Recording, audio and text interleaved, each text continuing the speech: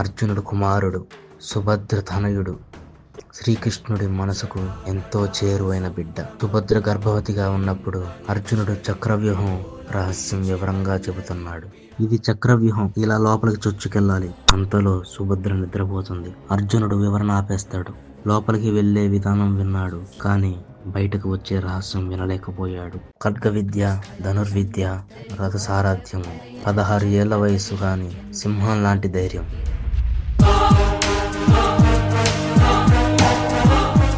కురుక్షేత్ర యుద్ధం 13వ రోజు.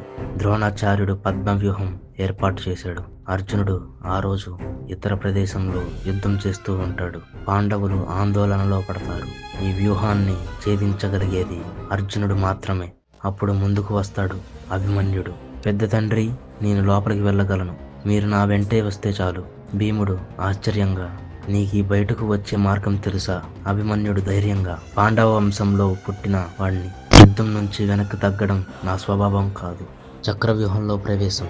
అభిమన్యుడు ఒక్కడే చక్రవ్యూహంలోకి దూసుకెళ్తాడు. పద్మవ్యూహం ఒక కమలంలా కనిపించిన లోపల మాత్రం రక్త సముద్రం. అభిమన్యుడు రథం మీద నిలబడి ధనస్సును గట్టిగా లాగుతాడు. బాణం వదులుతాడు. 3 రథాలు ఒక్కసారిగా కూలిపోతాయి. దుర్యోధనుడు గర్జిస్తూ ముందుకు వస్తాడు. దుర్యోధనుడు, ఇతను బాలుడు కాదు, ప్రమాదం. అభిమన్యుడు బాణాలు దుర్యోధనుని రథసారథిని కూలగొడతాయి. రథం అదుపు తప్పి ఇరుగుతుంది. కౌరవ సైన్యం కలవరపడుతుంది. కర్ణుడు కోపంతో ముందుకు వస్తాడు. బాణాలు ఢీకుంటాయి. ఆకాశం మంటల్లో ఉన్నట్టు కనిపిస్తుంది. అర్జునుడి రక్తం, అదే వేడి, అదే ప్రతాపం. అభిమన్యుడు కర్ణుడి కవచాన్ని చీల్చేస్తాడు. కర్ణుడు వెనక్కి తగ్గాల్సి వస్తుంది. ఏనుగుల దాడి. ద్రోణాచార్యుడు ఆజ్ఞిస్తాడు, ఏనుగులతో చుట్టుముట్టండి. ఏనుగులు దూసుకొస్తాయి. అభిమన్యుడు రథంపై నుంచి దూకి ఖడ్గంతో యుద్ధం మొదలు పెడతాడు. ఒక ఏనుగు నేల కూలుతుంది. సైన్యం భయంతో వెనక్కి తగ్గుతుంది. 7 మహారథులు, ద్రోణుడు, కర్ణుడు, కృపాచార్యుడు, అశ్వత్థామ, కృతవర్మ, శల్యుడు, దుర్యోధనుడు అందరూ ఒకేసారి చుట్టుముట్టారు. ఒక యువసింహాన్ని 7 వేటగాళ్లు చుట్టుముట్టారు. బాణాలు శరీరాన్ని గాయపరుస్తున్నా అభిమన్యుడు వెనక్కి తగ్గలేదు. రథచక్రాన్ని ఎత్తి అది ఆయుధంలా ఊపుతాడు. ఆ దృశ్యం యుద్ధరంగాన్ని కంపింపజేసింది. దుశ్శాసనుని కుమారుడు వెనక నుండి గదతో దాడి చేస్తాడు. అభిమన్యుడు క్షణం తూరుతాడు, కానీ కళ్ళల్లో భయం లేదు. అభిమన్యుడి చివరి మాటలు, పాండవుల గౌరవం ఇంకా బతికే ఉంది. అతడు నేలపై పడిపోతాడు. యుద్ధరంగం నిశ్శబ్దం అవుతుంది.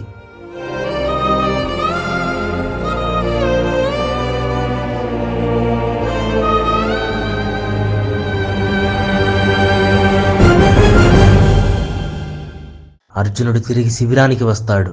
అభిమన్యుడి మరణ వార్త వింటాడు.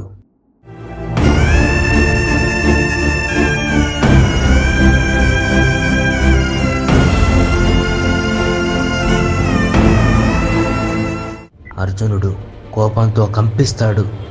రేపు సూర్యాస్తమయం లోపల జయద్రథుడిని సంహరించకపోతే నేను అగ్నిలో ప్రవేశిస్తాను. శ్రీకృష్ణుడు గంభీరంగా నిలుస్తాడు. అభిమన్యుడి మరణం కురుక్షేత్ర యుద్ధానికి మలుపు తిప్పింది. యుద్ధం గెలవడానికి బలం కావాలి, కానీ చరిత్రలో నిలవడానికి అభిమన్యుడి లాంటి హృదయం కావాలి.